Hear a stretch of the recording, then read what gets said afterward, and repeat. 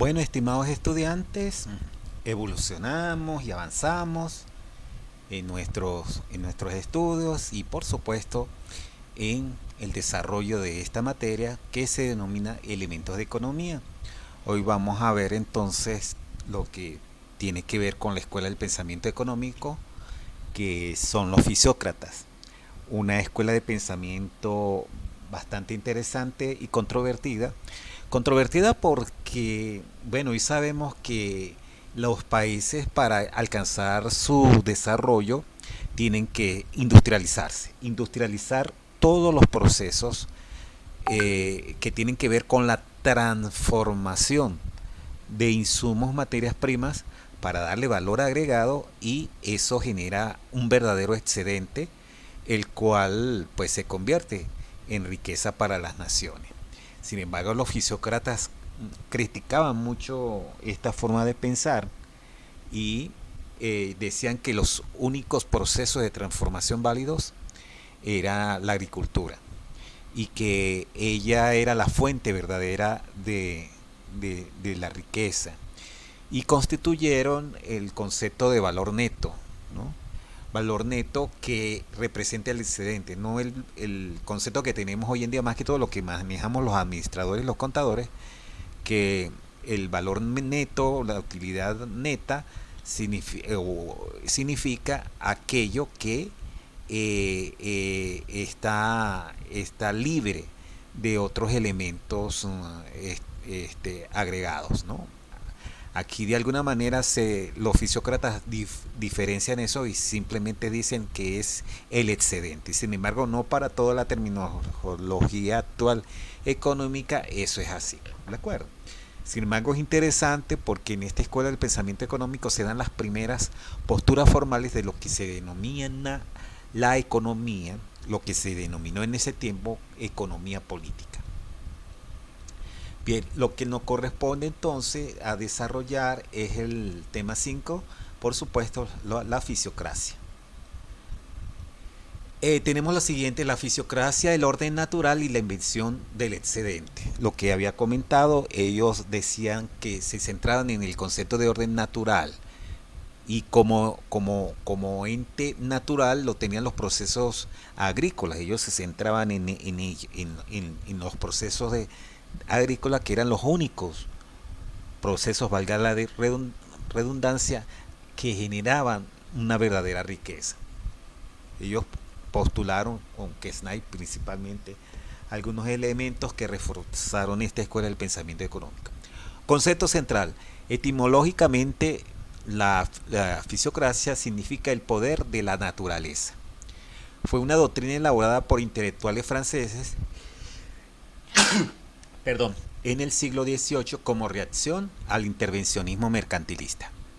Recuérdense que la vez pasada hablamos sobre los mercantilistas, cómo surgió a través del comercio de Europa con sus colonias. Eso se fue fortaleciendo mediante el intercambio, la explotación de las piedras preciosas y minerales, y que dio como cabida a una nueva clase social que fueron los mercantilistas, los burócratas, los burgueses. Y esta escuela salió como una reacción a esa escuela del pensamiento, diciendo pues que la verdadera riqueza no era eso, la acumulación de piedras preciosas y explotación de minerales, sino que los verdaderos procesos de transformación se centraban en la agricultura.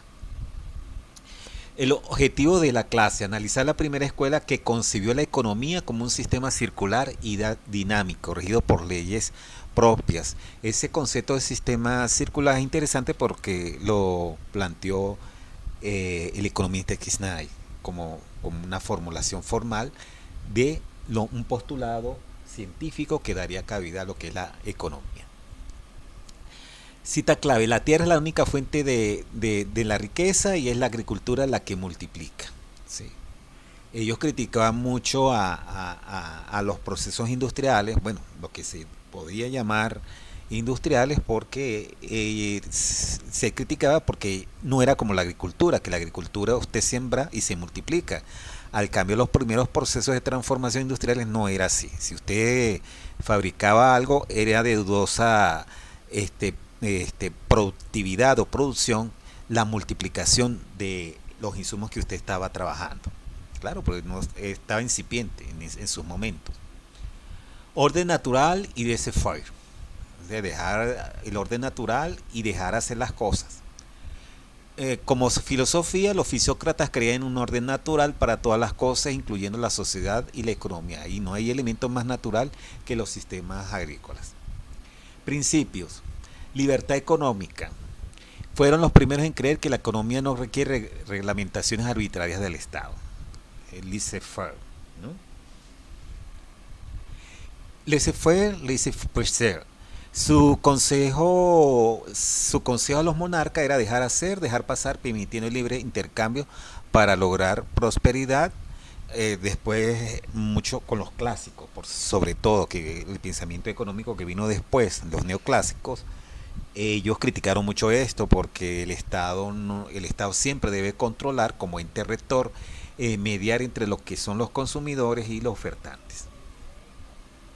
Fundamento. La economía se veía como un organismo vivo con leyes racionales comparadas a las de la física o la astronomía, por el concepto ese de procesos agrícolas que ya no me cansaré de mencionarlo, porque es el caballito de batalla de los fisiócratas. La agricultura como única fuente de valor. El concepto de producción, para ellos, ¿no?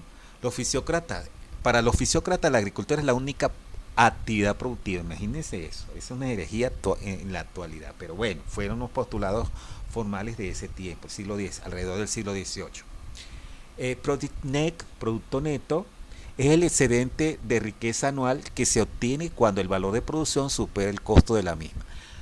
Ese excedente es lo que nosotros llamamos hoy en día utilidad, ¿no? Que es la diferencia entre, vamos a suponer, un precio de venta y un costo. Esa diferencia para nosotros es el superávit, es la utilidad neta. Para ellos es otra cosa. Ellos lo denominan producto neto, algo que para nosotros no es así, por lo menos en producción, lo que manejamos producción dentro de la escuela del pensamiento administrativo, de la escuela de administración. Nosotros decimos que el producto neto para nosotros es la diferencia entre, por ejemplo, un producto terminado que tiene un peso bruto y tiene un peso neto. O sea, usted le tiene un saco que pesa 50 kilos, pero no está considerando, ese sería el peso bruto, no está considerando el peso que tiene el envase o los elementos de protección de ese producto terminado, el saco, lo que pesa, y si usted le quita eso, tendría lo que se denomina el peso neto. Para ellos, el producto neto es la utilidad, lo que llamamos hoy utilidad o beneficio. Ese era el concepto para ellos. Razón técnica. Solo la agricultura es capaz de producir nuevos bienes sin alterar la fuente de la cual se extraen. Claro, era una forma de pensar de la gente, de los científicos económicos en el siglo XVIII. Dato sorprendente, para ellos el costo real de cualquier cosa consistía simplemente en la cantidad de trigo necesaria para financiar su producción. Eso era el equivalente para ellos llevar sus transacciones económicas. La industria como clase estéril, ¿no? Recuerden que estamos en el siglo XVIII, a inicios del siglo XVIII, y la revolución industrial se activaría para mediados del siglo XVIII, 1750. Y donde se fortalecería de alguna manera la escuela del pensamiento con los neoclásicos, que salía como emergente a finales del siglo XVIII y se establecería formalmente como pensamiento económico en el siglo XIX. Pero fíjese qué cosa, ¿no? La industria como clase estéril, para ellos la industria no valía nada. Características de la economía industrial según la escuela de pensamiento fisiócrata. Clase estéril, identifica industrias, artesanos y comerciantes. Fíjense cómo los veían a ellos. Eran clases, vamos a decirlo, sociales que no generaban verdadero valor agregado. Transformación, no creación. Consideraban que la industria no creaba riqueza nueva, simplemente le daba una forma diferente a lo ya creado por la naturaleza. En cambio, los procesos agrícolas sí transformaban las semillas en algo totalmente diferente, y por eso ellos consideraban que tenía un significativo valor agregado. Ejemplo clásico, un sastre que reciba tela para un saco solo puede producir un saco, no puede aumentar la tela para sacar dos. Ya después eso, de hecho vamos a ver un problemita que tiene que ver con esto, con los insumos, ¿no?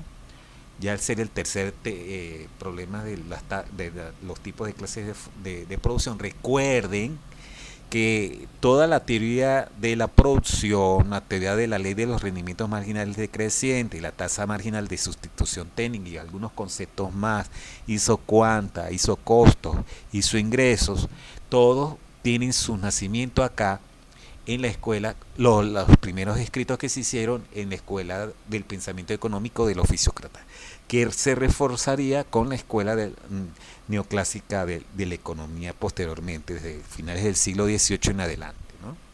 Pero aquí es donde nacen esos postulados y esas teorías que nosotros estamos viendo desde el punto de vista matemático, que por un tiempo y todavía son útiles para el desarrollo de la optimización de procesos. Trabajador improductivo. Se define así todo aquel que no fabricaba producto neto. O sea, el producto neto tiene que ver con los sistemas agrícolas. El tableau économique, la circulación, que fue un concepto importante y como veremos después, pues todos esos postulados nacieron de un médico que se fijó en la circulación de la sangre y bueno, lo adaptó a la economía. Hito histórico, François Quesnay desarrolló el primer esquema de reproducción del capital, representándolo como circula el producto anual entre las clases sociales. Estructura de clase, fíjense acá. Clase productiva, arrendatarios y trabajadores agrícolas, lo limita solamente a ese segmento. Clase propietaria, terratenientes, el rey y el clero. Clase estéril, comerciantes y artesanos, y de broma no menciona a los industriales, claro, no había todavía tan fortalecido la clase industrial. Funcionamiento, el dinero y los bienes circulan de forma circular, que eso es algo convincente, inclusive hoy en día, con la teoría de la circulación del dinero. El valor pasa por las clases propietarias y estériles para finalmente regresar al ente productivo. Política tributaria y el impuesto único. Fíjense esto. Lógica fiscal. Fíjense que actualmente esto sería una herejía totalmente. Como solo el producto neto, solo los procesos agrícolas de la tierra es la verdadera riqueza, este debe ser el único que debe estar sujeto a impuesto. Impuesto único. Propusieron que los terratenientes, al beneficiarse de las rentas del producto neto, fueran los únicos que respondieran al compromiso fiscal. La crítica consideraban que gravar a la industria o el comercio solo aumentaba artificialmente los costos sin crear valor real. Fíjense lo que se pelaron allí, ¿no? Datos sorprendentes y verificables. Economía y medicina. François Quesnay era el médico personal del rey Luis XV. Su visión de la circulación de la riqueza en el tableau se inspiró en su conocimiento de la circulación sanguínea, como ya había mencionado anteriormente. Una secta de economistas. Esto, bueno, como estaba también de moda todo lo que tenía que ver con los masones y Rosacruz y esas cosas que se circundaban, se agrupaban pues en ciertos elementos secretos, entonces ellos llegaron a considerar este tipo de economistas como una secta. El grupo era tan cerrado y devoto a Quesnay que en su época se les estudiaba casi como si fuera una logia o un protopartido místico. Fama fugaz. Claro, esto fue después en la medida en que fue evolucionando los estudios en la economía, surgió el neoclásico y otras escuelas y que llegaron a criticar esto y que irremediablemente condenó esta escuela del pensamiento económico. Fama fugaz. La fisiocracia no existía en 1750, pero ya para 1960 todo París hablaba de ella. Sin embargo, su influencia decayó rápidamente con el auge del capitalismo industrial. Claro, lo que pasa es que ella prácticamente nació paralelamente a la primera revolución industrial. Y sabemos que la revolución industrial a quien desarrolló los ingenios mecánicos con estructuras o prototipos de ingeniería, lograron el éxito comercial e industrial de algunas naciones como Inglaterra principalmente. Conclusión e inspiración para el estudiante. Visión de sistema. Aunque erraron al despreciar la industria, fueron los primeros en entender la economía como un todo interconectado con leyes universales, como ustedes muy bien lo saben como estudiosos de la teoría de sistemas.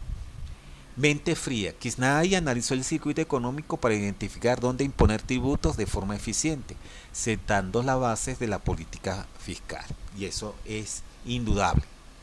El legado. Su concepto de producto neto para nosotros no es un concepto válido, pero bueno, fíjense que aquí dice que fue el antecedente fundamental para que Marx explica el origen de la plusvalía, que eso sí dio peso y arrastró a varios pensadores contemporáneos y de hoy en día inclusive.